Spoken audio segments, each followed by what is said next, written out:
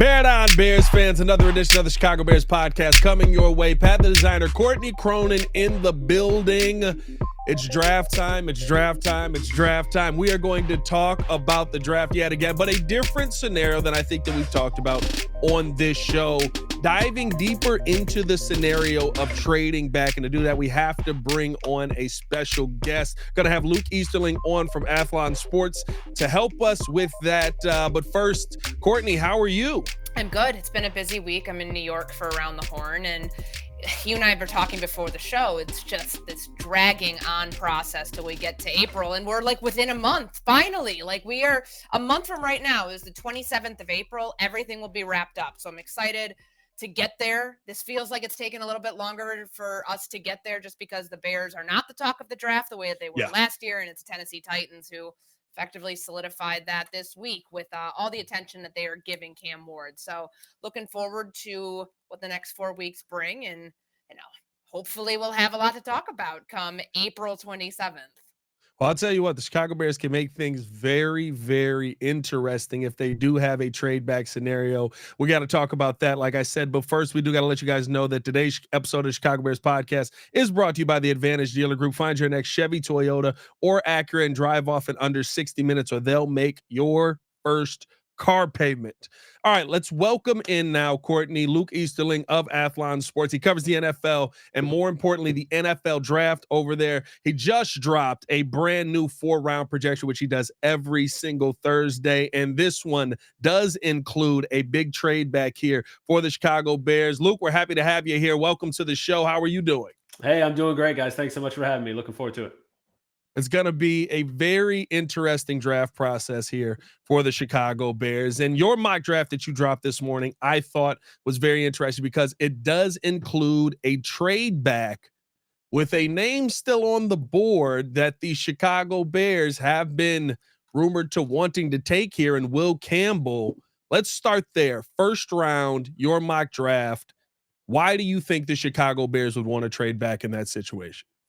Yeah, so the scenario was interesting because I had the Raiders coming back from 6 to 9 with the Saints and still ending up in a position to kind of snipe the Bears for Ashton Jeanty there at 9. So they move back, they get an extra third, and they get Jeanty one spot before the Bears. So in putting myself in Ryan Pohl's position, if Jeanty's really the guy I'm targeting, then I have to recalibrate a little bit. And obviously you have to find a trade partner. It takes two to tango. So there might be Bears fans that look at that and say, hey, why are the Seahawks coming up to 10 to take Will Campbell ahead of the 49ers, who I think would absolutely be in on him as well?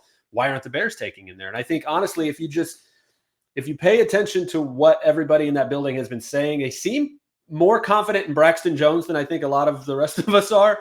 But that doesn't, just because we think they might need an upgrade there might not mean that they agree. And so if they're not sold on having to spend a top 10 pick to replace Braxton Jones at this moment, and after the moves they made in free agency, how aggressive they were addressing the interior of the offensive line via the 2 trades and then bringing in Drew Dahlman, I don't know that they would spend that top 10 pick on Will Campbell if they view him as a guard, which some teams might because of the arm length. I would definitely leave him at left tackle. I think the film's just too good.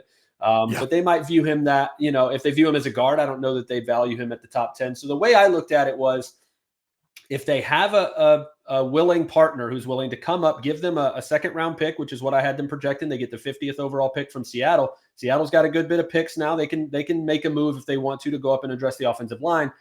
I just thought if they really are disappointed in losing out on Jeanty and they wanted to recalibrate, get an extra pick, that was a great scenario for them to be able to do that.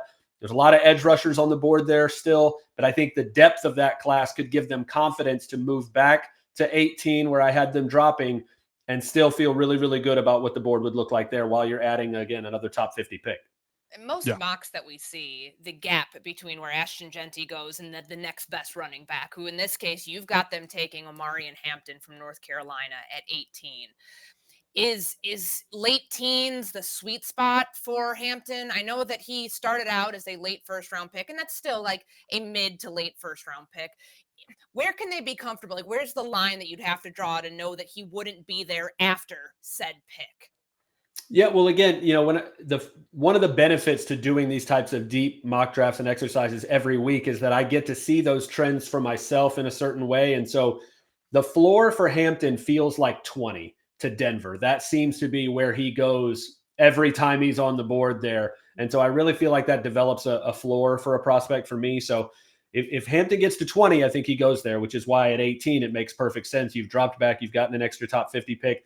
And I do think that the closer we get to the draft, the gap between Jeanty and Hampton continues to shrink. I don't think that he's quite in that same tier, but I think he does all the same things almost as well in terms of there's not really a big hole in his game. He's a 3-down back. He's big enough. He's fast enough. He can run between the tackles. He can take it to the house, catches the ball well out of the backfield. He's got a good frame. Every college running back needs some polish when it comes to pass protecting, but he's got the frame to be able to be effective once he kind of polishes that part of his game. And so dropping back, getting an extra top 50 pick, and still ending up with a guy that I think no matter what is a top 20 pick. And if you don't get him, somebody else is going to be happy to.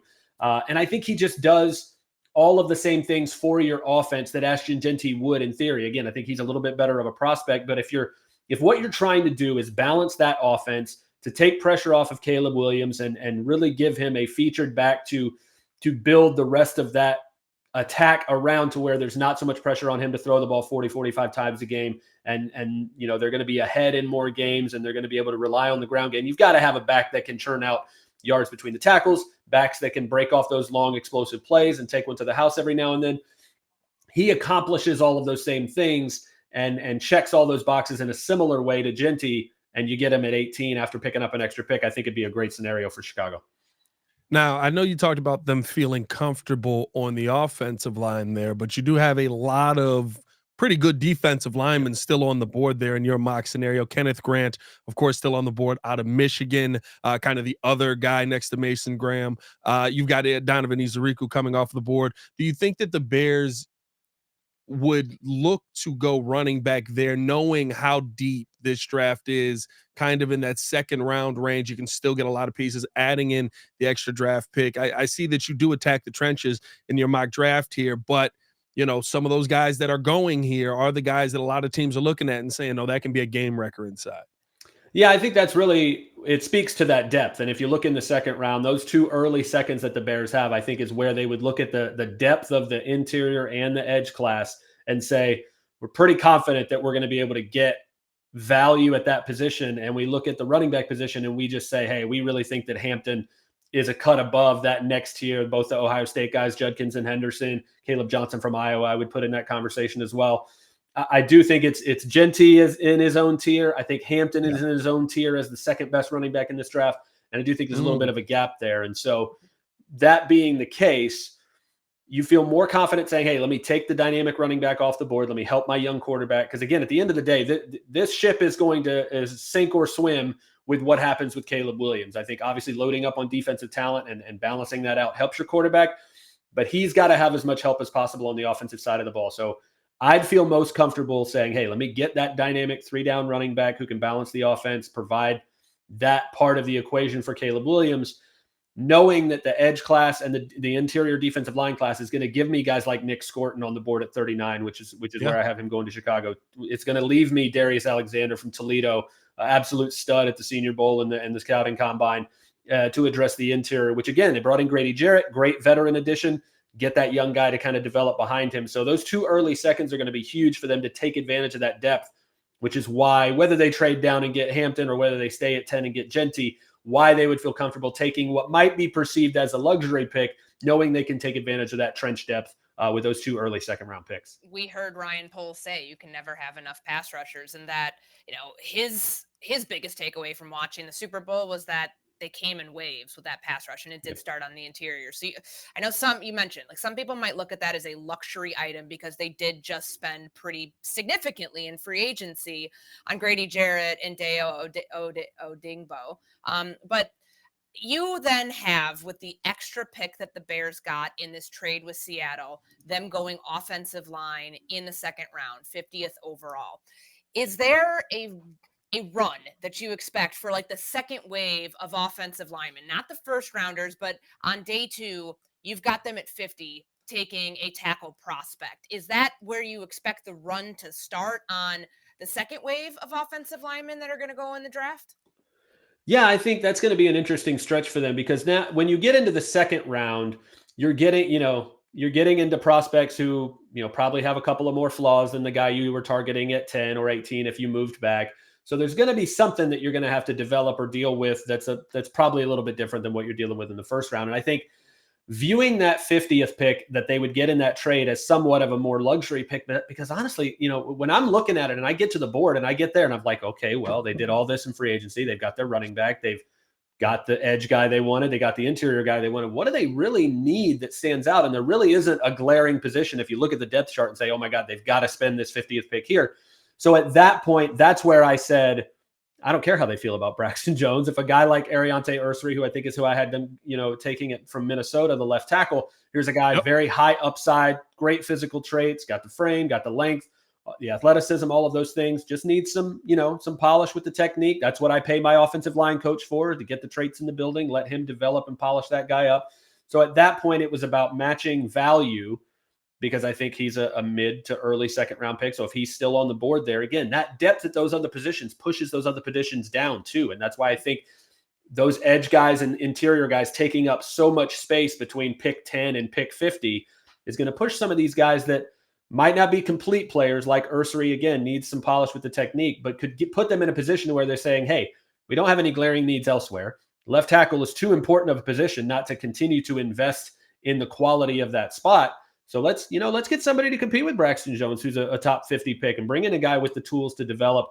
I think in terms of the run, Courtney, to get more directly to your question in terms of what happens at the offensive line, there's only 32 first round picks. And I feel like every time I do one of these big mock drafts, I get to the end of every round and go, how in the world did I not get this guy in there? I feel like there's 4 or 5 guys at the end of the first, and then the second, and then the third round, where I'm like, how did I not fit those guys in there? And there's just, I laugh about this time in the process where everybody's like, these 50 guys are not making it out of the first round. I'm like, I don't know what to tell you. The math doesn't math there. So the value is going to be there. Guys like Tyler Booker, the guard from Alabama, fell out of the first round in this mock. Donovan Jaxson from Ohio State, who is fantastic, was dominant as a guard. And then, oh, by the way, I'm just going to kick out the left tackle when there's an injury, and then play the entire college football playoff on the way to the championship and win a national championship playing left tackle. Those guys, if they don't sneak into the first round, it's going to be interesting to see how teams value them versus the edge guys and the interior guys and the receivers that are going to be on the board, that next tier of running backs. So the fact that the Bears lucked out and kind of had a potential starting left tackle still fall to them after getting their running back, getting both of those trench guys on defense, really speaks to not just the depth of the offensive line class, but how the depth of the other position groups are going to continue to push guys like that down the board. So real quick on that, because when you take a look at your mock and where the edge rushers are coming off the board, but also the interior pass rushers too, how do you size up this group of defensive tackles? Because for them to go Scorton, who's an edge rusher, and then Alexander, who he's versatile. He can play a lot of different positions. Right. Have you seen a group like this before? Is this like becoming a trend where these defensive tackles, who you might be waiting till day 2 or even like later on, late third round, early fourth round to draft, is there a reason why that position specifically is coming off the board so much more quickly, it seems, in a lot of mocks these days? Well, I think it's a little bit of, chicken and the egg, where yes, in terms of this class is just special. Like I think it's not quite what we saw from the receiver class last year, which was the best one I've ever seen. But this is the deepest, most talented interior class, and it's got every type of guy. If you want a upfield penetrating 3 technique, explosive pass rusher type, there's plenty of those. If you need a early down, double team eater and run stuffer guy, you got Kenneth Grant, and you got Tyleek Williams, and you got so many of these guys that play that role really well. There's guys in between. Mason Graham is kind of in between those things. He can do them both at a high level. But in terms of the league and what it prioritizes, I did not play quarterback at a super high level, but I played long enough to know that I would much rather have edge pressure than interior pressure. And I think if you talk to a lot of quarterbacks at every level, that's something they prefer, because if there's edge pressure but the interior is clean, I have something to step into. If I get back on that drop step and I drop my weight on my back foot and I've got immediate A-gap pressure coming right up the middle in my face, now I've got to bail. I've got to do something else, and it creates a different type of chaos that I think quarterbacks hate way more than having somebody kind of bend around the edge and then I get to step up, or even I can find a lane to move up in any direction. If you're up in my face early in that drop and I don't have a chance to get comfortable on my back foot, I've got to bail. And now you're running me into the edge, guys. You're running me out of my progressions. If everything went one way, now my receivers have to adjust. And so when you have these interior guys that can create havoc immediately, even in the run game, if you've got a guy that can shift, that can make your running back change direction, before he gets to his gap, before he's able to find the cutback lanes, because he's got to adjust as soon as he gets the ball, those guys can be so disruptive that I think the way the league is progressing, and honestly, you can look at the last couple of years, look at the money that offensive guards are getting in free agency, even ones that aren't really that great. Like you're having to pay and overpay on the open market for even adequate interior protection.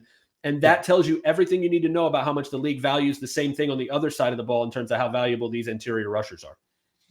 When you look at Ariante Irsay, I think that it's a good pick for the Bears here in the second round, one that, like you said, is going to need some development. But how much of a gap is there between him and some of these first round guys when you think about him coming in? Because to me, right, I think we've got question marks on just about every one of these guys and how they fit at the NFL level. Outside of maybe Will Campbell, I think the belief on him is he's got the technique to do whatever the heck he needs to do at the NFL. And I think Armand Membo is kind of the same. But outside of that, right, questions on Josh Simmons. You got questions on Gray Zabel in the competition level that he went up against, right? Like, I feel like every one of these offensive linemen we talk about, while talented, all are going to need a little bit of extra seasoning. How far down between them do you think Ariante really is? Yeah, that's really why I went with him, is because I don't see a massive gap between him and that secondary. Armand Membo is the tackle OT1 for me at the top of the draft. I just think his film and experience and technique, and then he went to the combine and just is like, I'm not just a good athlete, I'm a world-class athlete. Okay, that confirms that for me. Will Campbell's not far behind. I think Kelvin Banks, honestly, is closer to that tier than the second tier. I think he's a little bit underrated somehow at this point after being a left tackle at Texas for a few years. But that next group, like you mentioned, Josh Simmons, looked like a top 10 pick before he got injured, but coming off a serious knee injury. Gray Zabel, again, played a lot of left tackle at North Dakota State. I think his best trait is the fact that he can play all 5 positions up front. I think that will be attractive to a team in the late first round. But between them and, again, you start to get into anybody else. Josh Connerly Jr., I think from Oregon, would be the other guy in that range. He went a little earlier to New England. But if you're telling me, New England gets him at the top of the second and the Bears are still able to get a guy like Ursary at 50, I think there's not much of a gap, if at all, between those two guys. And I just felt like the value was too good. The position is too valuable. It's too premium of a position. And again, the gap really, again, I love Josh Simmons if he's healthy, but that's such a huge question mark. But the gap in particular between that tier and a guy like Ursary is not, 20 picks away, which is what it ended up being for the Bears. So great value for them there. So then in the end of your mock draft, we know that the Bears don't have a 4th round pick right now, but so they've got 5 and your last is in the 3rd at 72. So initially they had 4 in the top 72 because of the trade back. They have 5 in the top 72. You're going receiver. So they get the other speedster from Texas and Isaiah Bond. So he's 7th in your receiver rankings. We know they've signed a couple depth pieces, Devin Duvernay, who's obviously a special team guy at receiver. Right. And then, of course, Olamide Zaccheaus, who is a slot guy. Mm-hmm. Where does Bond slot into this offense? Is he a ready-made product, or are there things that you think the Bears would be looking at as far as upside that trait-wise fit what Ben Johnson wants to do? Yeah, I think, honestly, he's not as tall. He's a different body type than Jameson Williams, than what Ben Johnson had with him in Detroit. But he brings the similar kind of take a top off the defense thing, because you've got, you've heard the saying about trying to build your receiver room like a basketball team, where you've got these clearly defined roles and skill sets. You've got a big, you've got a stretch four, you've got a point guard, you got all these different guys that can do different things. You got a slasher. Yeah. They have Rome Odunze, who's really the do-it-all. He's the small forward who can bring the ball up the court, and he can also, play the 5 if you need him to. He can do everything at such a high level. I'm a huge Rome Odunze fan. You got DJ Moore, who's kind of that, he's Deebo Samuel, but I think more complete as a player, because I think he can stretch the field a little bit better vertically, but he's so good in those after the catch, get him the ball quickly. He's built like a running back, so he breaks tackles so well, does so well getting the ball early and being able to just kind of be a return man, be a running back after that. I think what's missing from that group, they've got size with the Odunze, they've got the kind of well-rounded skill set with DJ Moore, And they really do need, I think, again, they do have speed with Duvernay, but I think he's more of a special teams play.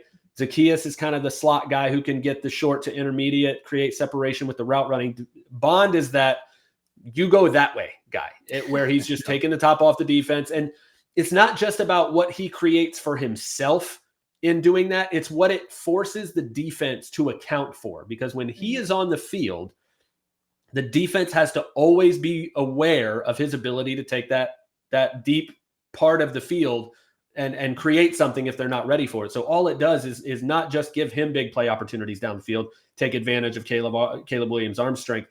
It opens up those intermediate routes, those digs, those crossers, where guys like Odunze will just eat all day long. DJ Moore the same way, because whoever's that deep defender is going to have to stay over the top of a guy like Bond because of that speed.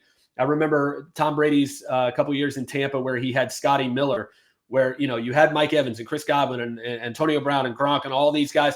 Scotty Miller had such an impact on that offense, even when he wasn't catching the ball, because he's just the one guy they had who could run 4-3.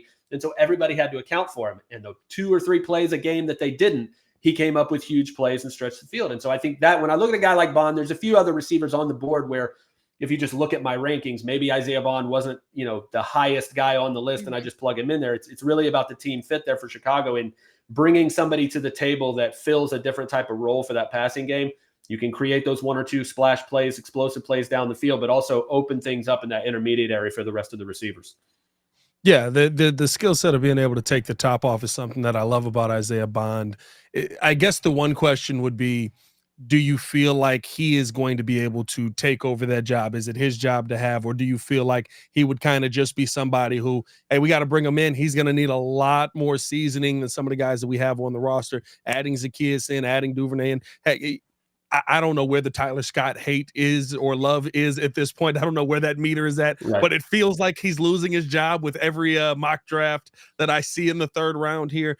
Do you think it would just be like, we're bringing you in as a future guy that can take over this job? Or do you think the Bears would try to have an expectation for him to play right away, start right away, and be that guy right away? You know, I think the expectation is you're really fast and we want to add you to the receiver room because you're going to push everybody. And so I think when you identify a kind of a trump card trait where you're just like, I can just run past you at any time, get that guy in the building and even use guys like Duvernay, who's been around the block, use guys like Zacchaeus, who's played a lot of football, and use that to help develop him and help get the most out of him and get him up to speed. I don't think I would go into this saying, well, you know, if you're not the starting slot by, you know, week 1, then we felt like we did not invest this pick properly. I'm more concerned with looking as you progress as a rookie and into year 2 and 3, can we put you in a position where you're effectively using that speed and you are taking the top off the defense, you are clearing things out in the intermediate areas, but, you know, between the coaching staff and your more experienced teammates, are we developing you into a more nuanced route runner, into a tougher guy after the catch, into, you know, a smarter receiver in how you set up your defenders and how you run your choice routes and how you pick your spots? Are you developing that chemistry with Caleb Williams to where you're both on the same page and you're seeing the same things and reacting to coverages the same way? You know, all that stuff is to come. I feel like that's the job of everybody, not just Isaiah Bond or any receiver in his position. But when you have that one trait that you can hang your hat on in the meantime, I feel this way about quarterbacks who are like really great runners but need to develop accuracy, you know, and things like that, is when you can survive on one thing long enough to get the rest of the picture put together, I think that can be a big thing. And I think, again, the speed is something you can build on. You just can't teach it. You get him in the room, whether he starts right away or whether he starts next year, the mission is more big plays, more overall speed to that room, make things easier on everybody else. And I think, again, if you're a guy like Tyler Scott, you've got to take that as fighting words. You've got to take that as an opportunity to elevate your game and come compete. You know, I mean, like we've said, they did such a great job of filling their biggest needs in free agency that you're going into this saying, hey, everybody's job is on the line here. You want to start for this team. You're going to have to bring your A game. It's not just I can go to Chicago and just show up and the depth chart is so bare that I'm going to get an opportunity. It's not like that anymore. They've filled out that roster quite well. And so if you're a guy like Tyler Scott, you're going to have to go fight for it, whether they take Isaiah Bond or not. And I think, honestly, that's a great position to be in as a team where you've developed the health of your roster from top to bottom at certain positions where those roster spots aren't guaranteed. Luke, are you saying it's going to be hard to make this team? Don't We tell heard that. me We heard that last We year. heard too, that though. last year. That's We heard that last That's a good year point, from right? Ryan Yeah. Poles. One position that, like, so I think it's very clear, like, regardless of order right now, we all three think that the three most important positions, offensive tackle, so finding the left tackle of the future at some point, more pass rushers, running back. And you've kind of got the order flipped where it's running back, more pass rushers, offensive line. And of course, adding a receiver is important. We know with Jaquan Brisker's concussion history that there is still a question mark about his health, about the viability, the long-term thing. He's going to a new contract year. Where could they address finding a safety? They did it, he was the last safety that they drafted that high in Ryan Poles' first year in the second round. Is there a sweet spot right now for where they could find maybe not somebody that's a polished product right now, but somebody that would be depth to work in? And if they do have issues with his health, that, somebody that could play this year. Yeah, I think honestly that 72 pick is really the spot for that. And again, if they don't go receiver, because it's not a massive immediate need, especially with the additions they made, kind of raise the floor of that room with Duvernay and Zacchaeus. Yeah. So it's not a great safety class. I don't love it top to bottom. I'm a big fan of the top two guys, Nicky Manwari and Malachi Starks. I think there's a little bit of a gap between them and Xavier Watts from Notre Dame. And then I think there's another gap between them and the next tier. But the guy that really intrigues me that tends to be available in that range is Kevin Winston Jr. from Penn State, a guy who, if he doesn't get hurt last year, I feel like we're talking about him as an easy top 50 pick. And so he's the guy that I get really intrigued with, which, again, the other side of that coin is you're talking about needing insurance for a guy who's having trouble staying healthy, and then you're going to spend a pick on a guy who's coming off an injury. So I totally get that side of it. But not all injuries are created equal. First of all, head injuries, there's a whole different concern with that in terms of longevity, in terms of just general well-being and health. And so, if Winston is able to be the player he was before that injury at Penn State, which was a really, really, really good player, very well-rounded safety, range and coverage, can come down in the box and tackle. He's the kind of playmaker that if you get lucky and he's on the board because of that flaw, because of the concerns that he's not healthy enough, and you get, a top 50 talent at full strength at 72, and you guard against that if things don't go well with Brisker, I think that would be a perfect spot for him. Andrew Makuba from Texas, the Clemson transfer, I think is another guy that could make sense for them there. Again, it's not a super deep top to bottom safety class, but I think there will be guys at specific spots. Xavier Watts is a round 2 lock for me, the amount of times he took the ball away at Notre Dame. So maybe, if they don't go running back, or they don't like the way that, say the edge, the risk for the Bears in going running back early, like you guys mentioned earlier, is that you can't guarantee when that run on edge and D-line guys is going to start and then stop. Yeah. You don't know where that's going to fall off a cliff. And so if you're banking on being able to sit at 39 and 41 and being like, that's a deep class, they'll drop to us, there might be 8 or 10 of those guys that go in a 12, 15 pick range, and now you're left, holding the bag. So I think if that happens and they miss out on one of those picks, not being able to invest them in the defensive trenches, maybe they like an edge guy there, but the D-line doesn't go, the way they want it, or the other way around. That range, Xavier Watts from Notre Dame is not a bad pick to me, just because, again, guys that just have that knack for being able to take the ball away, it's hard to find those guys, and I think he's absolutely a top 50 player in this draft. So it wouldn't put it past me, if they don't like the way the board falls in the trenches there, to go ahead and make that pick. It'll be interesting to see how things go. The one thing that, if I could swap anything on here, is I would love to be able to address that linebacker position. Tremaine Edmonds just hasn't lived up to the contract to this point. Darius Alexander I think he's very versatile, but if I could swap out in that range for a linebacker, is there somebody in that top 50 that you think will be in that range that the Bears could go after? Because I think they are going to be eventually looking for, unless we have a massive bounce back season here, somebody to replace Tremaine Edmonds in the middle there.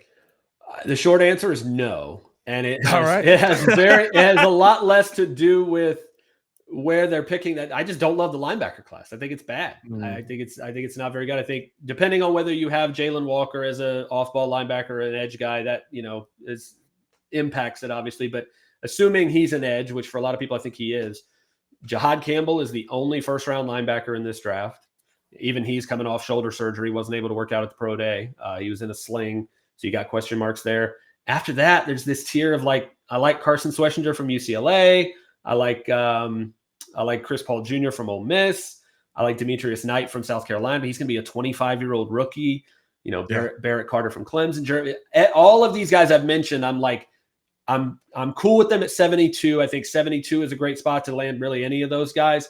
But if I've got to spend the top 40-ish, pick on any of those linebackers not named Jahad Campbell, I'm just not thrilled about it. This it's easily the weakest position group in this entire draft, and I wouldn't be thrilled about having to spend a top 40 pick in that class with Campbell obviously off the board. I just wouldn't be happy about it. So I want to pivot to your draft as holistically what you've got in your first round, because I feel like we got clarity this week on the quarterbacks, that Tennessee is going to stay at number 1 and draft a quarterback. I mean, it made sense all along, just knowing what Brian Callahan really feels about Will Levis, but to reaffirm it with the private workout, sending everybody to his pro day. I mean, the Bears did the exact same thing with Caleb Williams last year when they were sitting there at number 1. Obviously, now it looks like Cam Ward goes to Tennessee, and then you've got Shedeur Sanders going to Cleveland at number 2. Then your next quarterback off the board is at 21 to the Pittsburgh Steelers, a team that absolutely needs a quarterback. Mm-hmm. Still waiting on Aaron Rodgers. Still have not heard if he's going to go there or not. But did you give any thought? Because I bring up New Orleans in this because I know you had them, kind of circling back to the start of the show, you had them in the trade with the Las Vegas Raiders moving back to 9. And that's where New Orleans sits. Could Jaxson Dart, who you've got going to Pittsburgh, could he actually theoretically be a top 10 pick just because of a team that might have a quarterback need? Or do you think just based on value where he's at in his development right now that he would, regardless of whether the Saints want to take a quarterback or not, would that be drafting him too high? Yeah. So the couple things on that, I think my overarching, people would be like, oh, that's crazy. That'll never happen. Do you watch the draft? I always tell every year, and whether it's the Bucks, who I grew up with, my team, that was who I rooted for growing up. Your team is always capable of doing something stupid. I promise.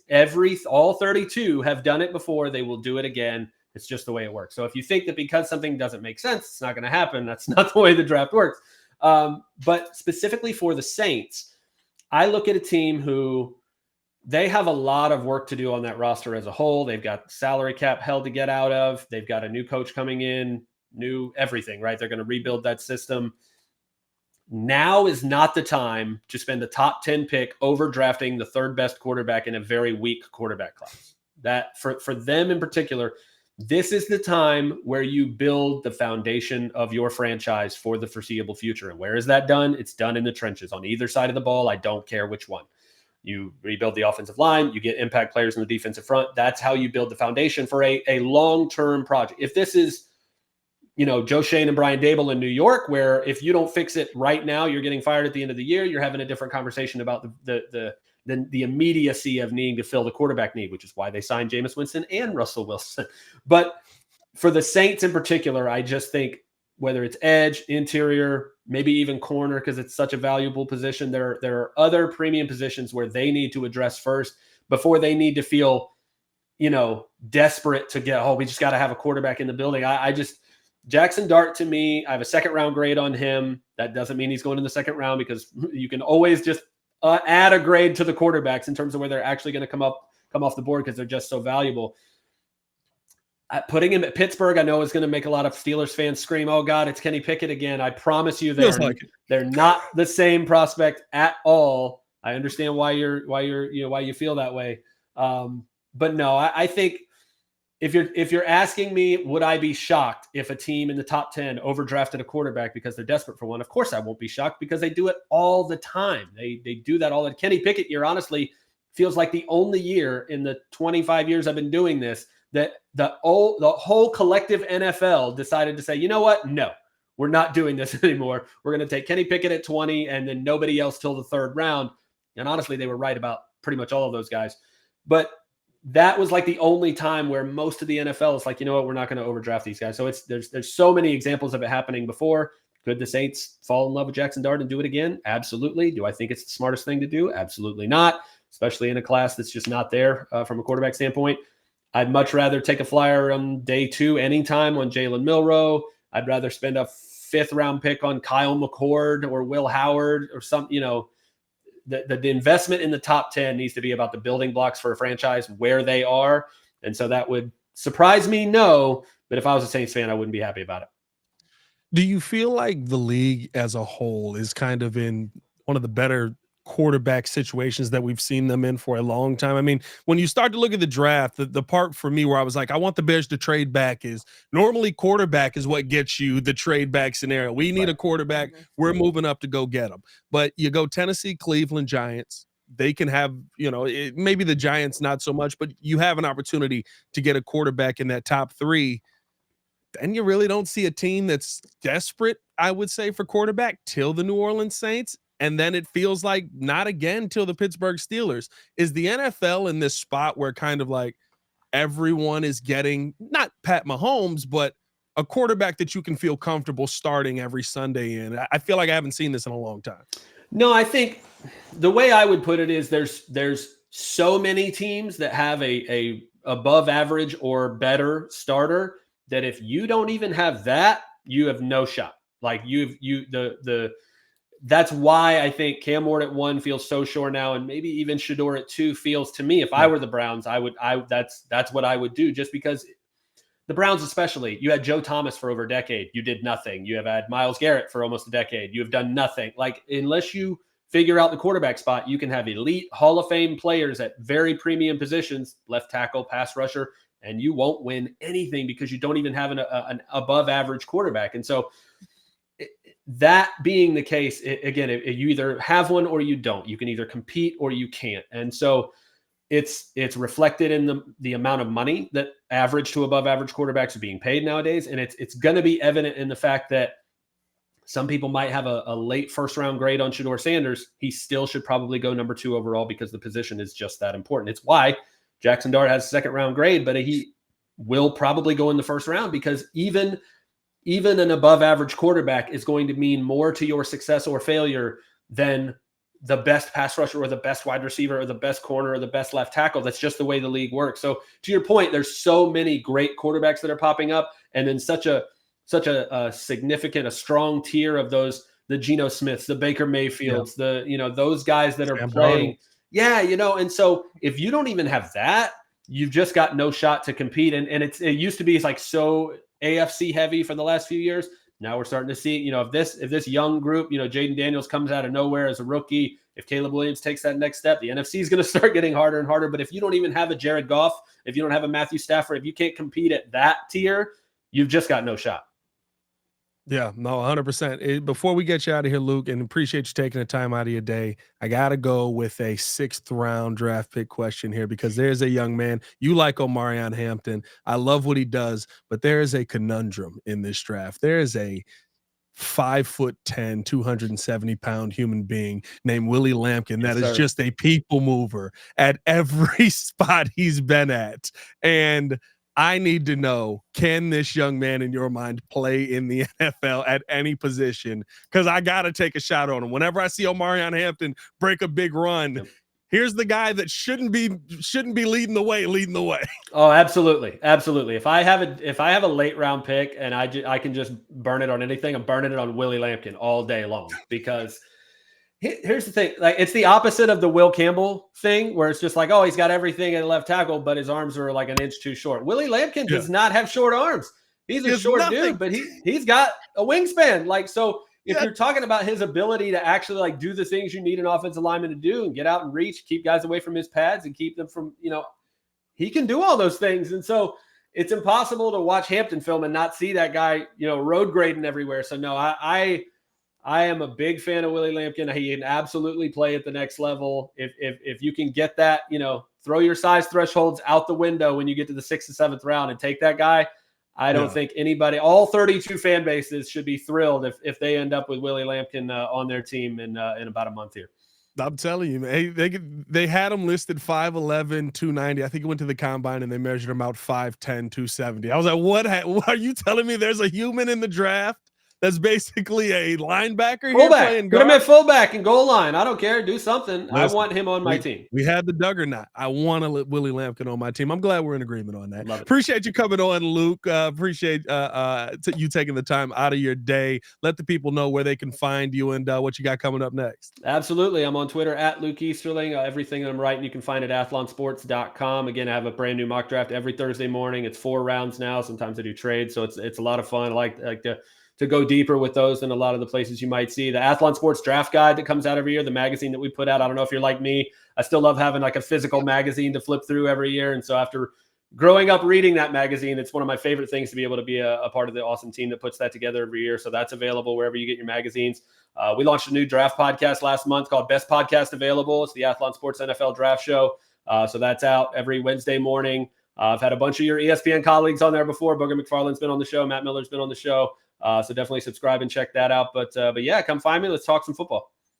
I love it. I love it. Make sure to tap in with Luke and stay tapped in here with us on the Chicago Bears podcast. For Courtney Cronin and Luke Easterling, it's your boy Pat the Designer back at it again. Y'all stay safe out there, Chicago. Bear down. One love. Peace.